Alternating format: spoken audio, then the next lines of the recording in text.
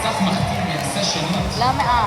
הכולה דמאסיה 535, ספים נוט, אורביץ' 690, 985, בתפקיד הפידר, ספים נוטים וזורקים אותם לווינג הכחול.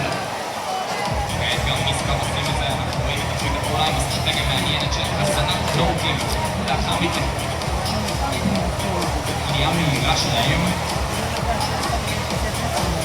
ברטלים וקצת קטן את 10 נקודות לטובת הברית הכחולה של הברית האדומה.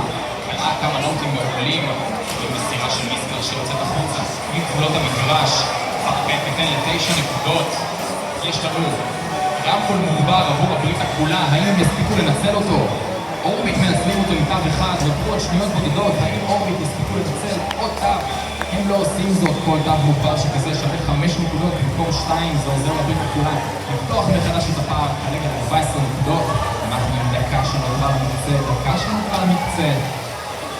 עבור הברית האדומה, אמילי 5951, מתכווננים בעוצמה רבה, משגרים את התו אל הרמקול העליון, מתכווננים עם נוט שני ומפעילים אותו.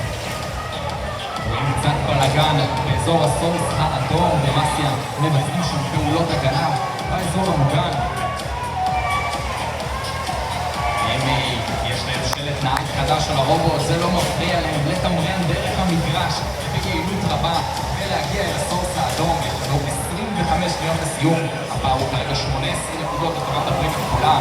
מיסקה בברית הכחולה כבר נעמדים לטיפול לסיום בבמה השמאלית שלהם.